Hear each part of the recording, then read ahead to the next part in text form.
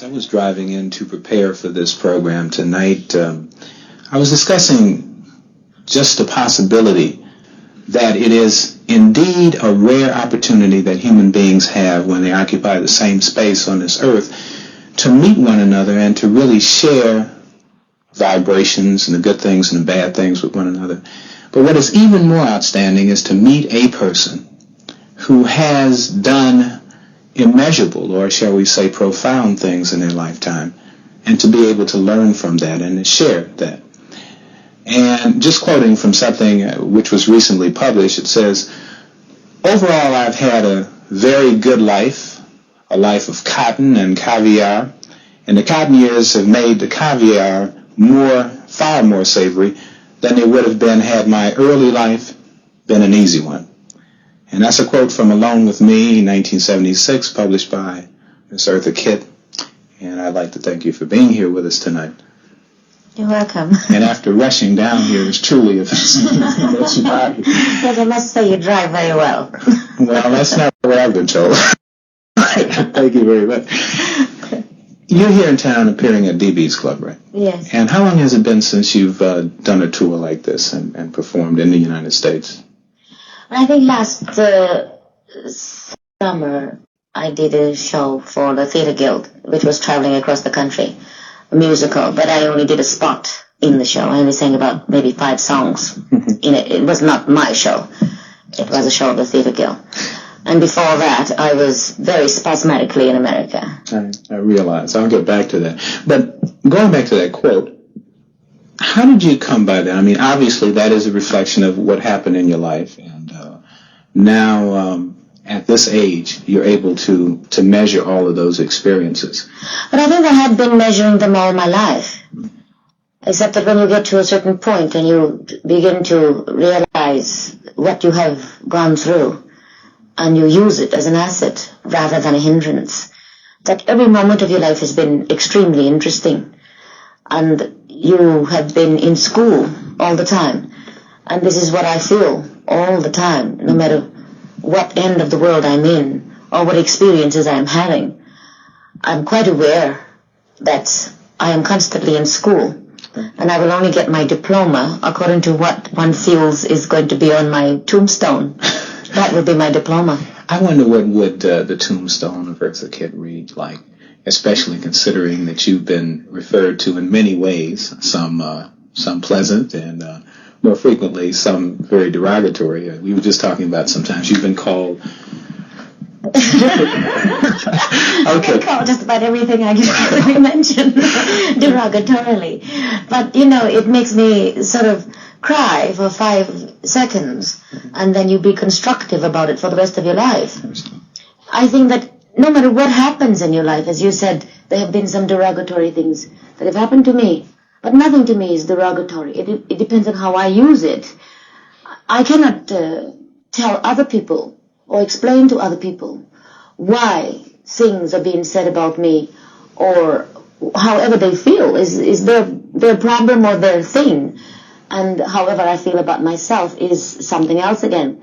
Therefore, I cannot go through life apologizing for what I do, or for what I say, or for my behavior. You've never done that, have you? I mean, really? No, because I never do anything deliberately to hurt anybody. Because I think that everything in life comes back on you. And if you are a hateful person, and you are a derogatory person, and you're a mean person, you're a hateful person, and you're out to get, in a mean way, it's got to turn back on you.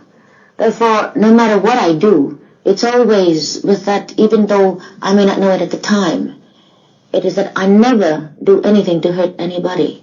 But at the same time, I know I have to be constructive, I have to be honest, and I have to be sincere about whatever it is that I'm doing. Okay, obviously natural transition into what you've been asked about 1,000 times on this tour, and obviously it's a very, how can I put it, it was a very interesting time in history in that and I know the whole thing around your invitation to the lunch or brunch with Lady Bird Johnson. Yes. And the subsequent things that happened with that. Well, first of all, Lady Bird Johnson asked me to come to the White House to give my opinions as to why there is so much juvenile delinquency in the streets of America. And that is what the invitation said. And she asked me, because I have been all my life, particularly since I started to become a name, and I realized that I was becoming something, that you want to give something back to the community. Let me interrupt you for that point, because you've been, one of the derogatory things that was said in an article recently was that you hadn't really concentrated your energies prior to this point in terms of working, for instance, in the ghetto. And I know that not to be correct, that you had spent a lot of times before it was popular working in Watts, your dance class, and you started in Harlem. In Harlem, indeed, right? Yeah. Long before it was even accomplished, right? I know, but I mean, I cannot explain for other people's opinion. Okay. Right. And therefore, I know what I am. Je suis comme je suis né comme ça, et c'est tout. Il faut pas expliquer des choses comme ça.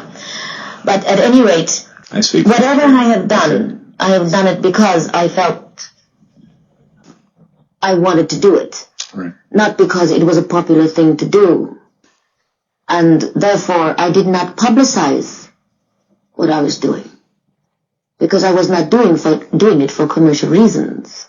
Any more than today, whatever I do is not for commercial reasons, except for what I'm doing in order to survive on the stage. That speaks for itself. But when you get back to the question that you asked me about the White House luncheon, I was invited to the White House because of what I had been doing all my life, really. And eventually it got to the White House through Congressman Kuczynski, who was a congressman at that time. He's now an alderman in Chicago. And he reported to Hubert Humphrey what I had been doing all my life, so to speak.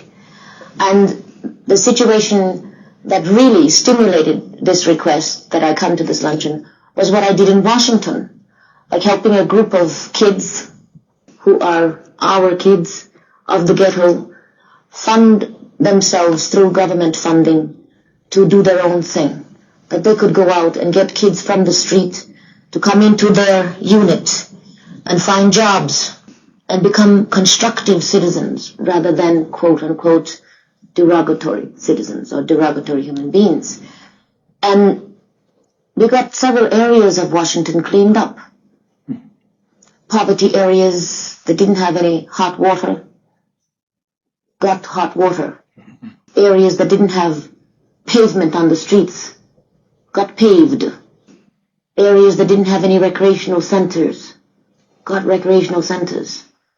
Pools that had been closed up for obvious reasons were suddenly opened. Locks on school gates were suddenly taken off because the kids need the schoolyards more after school than they do during school hours. And as they were trying to climb the walls in order to have a place to play, the cops would come and grab them and, reprimand them. But I said, take the locks off the gates so that the kids are not playing in the streets. The schoolyards are one of the only places that they have to play. Right. So let them have the schoolyards after school, as well as during the school recess time, which happens to be like, a half an hour or whatever that case may be. Anyway, that's one of the reasons why I was asked to come to the White House, to give my opinions as to why there is so much juvenile delinquency in the streets of America. But when I raised my hand and Mrs. Johnson gave me the floor, after I heard things like, well, we should build bigger streetlights so that if we are going to be attacked, we can see who is going to attack us.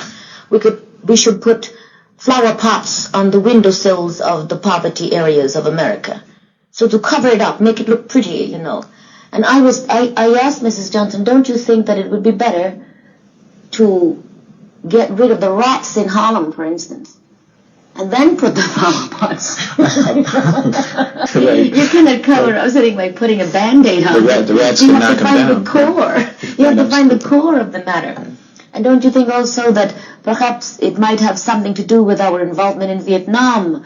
Because our boys feel that if we are good guys, we are the ones that are most apt to get the gun, to go shoot and kill and steal. And as a result, me as a mother who has brought my child up by the 10 Commandments. Thou shalt not kill, thou shalt not steal, and do all of the good things that Christianity should be all about, and supposedly is all about. That's what they have been teaching us ever since existence, that we can remember. That now you are taking the child and throwing it into a position where all of these 10 Commandments are now meaningless. And after it is going through that ism, you bring it back home and you don't detrain it. You throw it back into the society. And it still has that killer instinct that you've taught it, whereby us mothers have been trying to say, don't kill, don't steal, don't do anything, do unto others as you would have them do unto you. And now it's confusing not only to the child, but it's also confusing to me as a parent. Right. So as a result of that, President Johnson picked up the telephone, and this is all in my dossier. And that dossier is inextricably interesting. You should read it. I can imagine they talked about obviously your sex life and all of these other things. Which they know nothing about. I came up the dossier. I missed out on something by living in Paris. And all they had to do was call up Johnson Publication. They would have found out more about me than anybody else. Maybe they should have called you and just said, well, they could have read my book, the first one. They would have known more than anybody else. They would have gotten some royalties out of it anyway. Okay. I'm supposed to be a sex nymphomaniac, so watch it. Okay. Well, in that case, we'll just turn off the camera. Okay, now we both have dossiers, obviously. But so after that point, the practical economic thing is that you couldn't work. I mean, you were hounded, right? Yes, I was. It's like your telephone is being invaded. Your letters are being confiscated or read. And you're hounded. They're going to areas that you are working, or you are about to be going to work in, or that you had been working in, and they start asking questions. And it is not that the venues themselves, the hotels or the nightclubs or whatever, are against me personally. Is that they don't want to be harassed by the White House. Right, it was just... And when they come in and they start asking questions about, do you know anything about Eartha Kitt? And they go, oh my God, well, we don't want you guys hanging around, so then they don't hire you. So that I was out of a job in America for all of these years, except for those few friends who kept me to some extent, in the eye of the public, such as Mike Douglas, Merv Griffin. Mm-hmm. They were very, very good friends to me during those years, mm-hmm. and I'm very grateful to them for that. You find now that you are looked upon with more respect by people in various quarters wherever you go as a result of what you had to say, because you've been proved to be right. The war in Vietnam has been acknowledged to be a mistake and immoral in that respect. In other words, now it seems that since you've been proved right, people say that Eartha Kitt is indeed a person worth revering. A lot of people I cannot answer that, really. Right. All I know is that now I am being asked to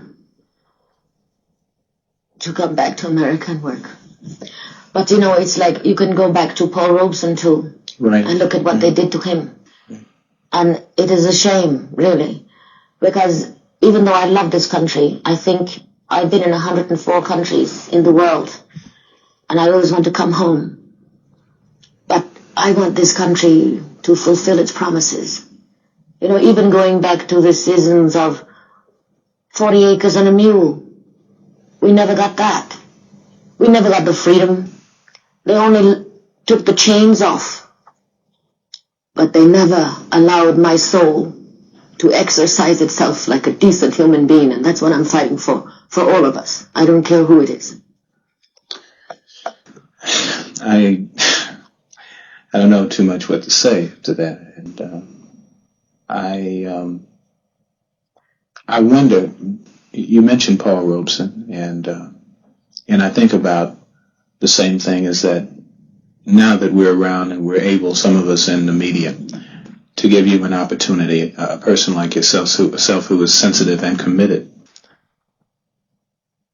whether or not we ever will have the opportunity to acknowledge, say, the greatness of a person like Robeson. Did you know him personally, by the way? Yes, I didn't know him too well, but I was at a lot of his concerts.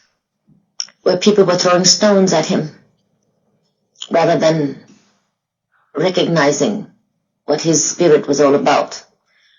It's very easy for people to throw stones at you when they don't understand, rather than searching to find out what you are all about. I think that's a great mistake that we make between each other. Human beings are supposed to love one another and recognize each other as whatever it is that we have to offer in order to enhance the other one, help them grow and build and become whatever it is that human beings should really be all about, rather than allowing ourselves to be destroyed by that which we feel is derogatory. We fall into unhealthy traps by having people call us names, and rather than laughing about it and using it as energy to build on, we fall into a trap of weakness and say, well, we're not wanted. I'm going to go to sleep for a while. So we start drinking too much alcohol, we get on cocaine, we get on anything that makes us put ourselves in a position where then they, whomever they are, who are in power, then point a finger at you and say, see, I told you so, you can't handle it. What do you think are the prospects now? Because what you said at the White House in 68 is just as true today. There was a supposed juvenile delinquency crisis in America now. Maybe 40% of black youngsters, particularly, and poor youngsters in general, are unemployed. And juvenile delinquency, or what is called juvenile delinquency, is supposedly very, very much in evidence today. What is the prospect for the realization of the thing that you're talking about, for America to be what it should be? Not fall into those traps of weakness. I think that as long as we feel, any of us feel, and I'm not talking about whether you're black or white, because we're all in the same trap. We're all in the same trap of those who are taking advantage of our energies for their benefits. Those who are in power. Rather than allowing us to be properly educated, and I mean all of us, Americans in general, to be properly educated to elevate ourselves from the ghetto of anywhere. I think that high taxation is one of the most dangerous things. It is so dangerous that we have not been able to, even with the education, elevate ourselves. Because in that way, we are being killed as well. So that when you are educated, you find that high taxation does not allow you to get your head out of the ghetto, because you cannot see where you're going. Because the more you make, the more they take, rather than having just one percentage for everybody. No deductions for anybody. Take care of the poor as long as the poor is really poor, rather than allowing those strong who are poor to remain weak. You should give them encouragement to elevate themselves. And the only way you can do that is you put one taxation on everybody. So that whoever I am, whomever you are, you can see by every penny where you want to go and where you can go.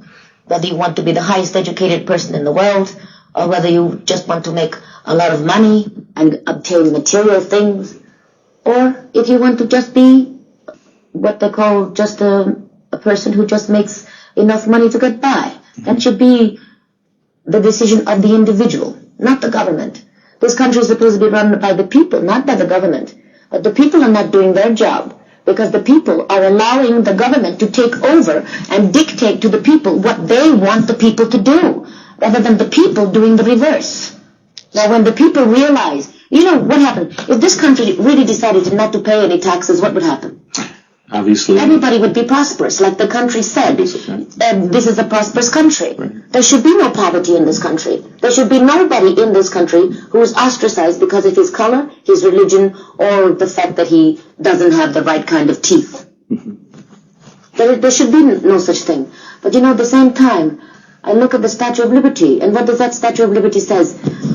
With her arms like this, you know, give me your poor, give me your oppressed, give me your unwanted, Those may not be the exact words. Right. But what she says is, give me that which you do not want, and we will take care of it. Which means that under that banner, you can never become anything. Because once you start to become something, they say, oh, stop it. Right. This country is supposed to take care of the unwanted, not those in a position to take care of themselves. Indeed. France is brilliant by sending us that Statue of Liberty. Brilliant. Because psychologically, it seems that philosophically she knew what this country was going to be all about. Did you find that when you were in Europe, the beginning of your career was more or less, I mean, you were acknowledged in France before you were in the United States as a how can I put it, an outstanding artist? As a successful. Okay. No, that's not what I read. I read that you were acknowledged really as a talented cotton picker. Stop, really. But talented, successful human being. Right, absolutely. And I think that one can say, I'm a successful mechanic, I'm a successful teacher, I'm a successful mother, but we're a successful human being. And all of these isms come under that category. And it doesn't matter whether my name is on the marquee or not. I feel successful within myself because I feel successful. I'm a decent human being. And I like myself very much, therefore I'm successful. That's interesting because now what you find is a lot of young people, particularly, will try to emulate artists or stars, people who are stars that they see.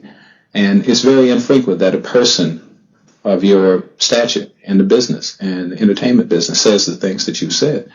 And do you find that the young people that you work with are benefited by the philosophy that you project, or do you even talk to them about these things? In addition to doing the dance classes, do you talk to them about some of the things we've discussed? I talk to them about it, yes. But if the mothers do not follow through, then the children, 9 out of 10 of the children, are going to fall by the wayside. And they make excuses for themselves. They say, well, my mother wasn't able to bring me to the class. Or we don't have the proper kind of transportation. Or I didn't feel well. Or something. Rather than making it that person's business. They say, this is something that is constructive for me, and by Jove, I'm going to do it if I have to walk there. I mean, I cannot say that the kids today should do exactly what we did when we were kids. But school to us was 20 miles away. Right. And we wanted that education. We wanted so badly to be aware, to be able to read and write. To some extent, we walked to the school.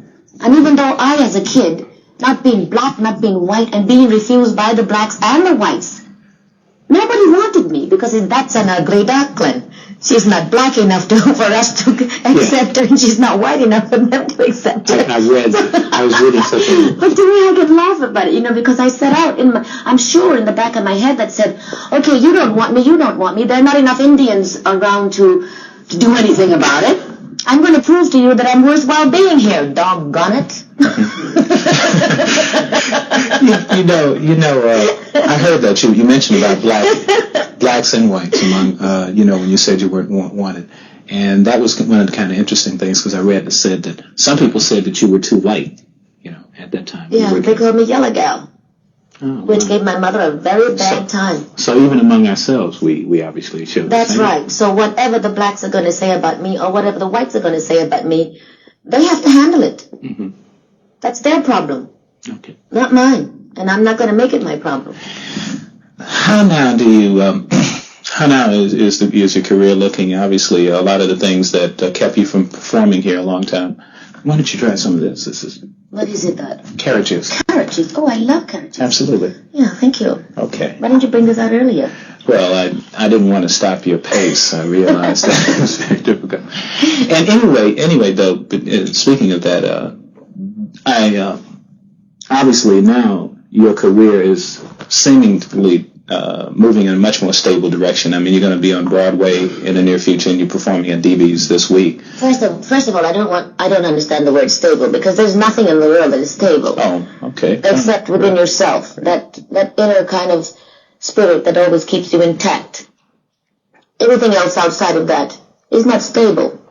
Because you don't know if these lights are going to suddenly go off right now. That's not stable, no matter what it looks like. Now you bring the flower. Absolutely. I understand. Let me just interrupt. Now, I understand. Wait a minute. I have to build up to this, theatrics, right? I understood, we're watching, obviously, all of us watched the Tomorrow Show. You're talking to Tom Snyder. Said that you didn't like cut flowers. So what we decided to do, we decided to buy this vase. So after the flowers died, you could remember. I would take the vase home, can I? Absolutely. Absolutely. Oh, that's very sweet.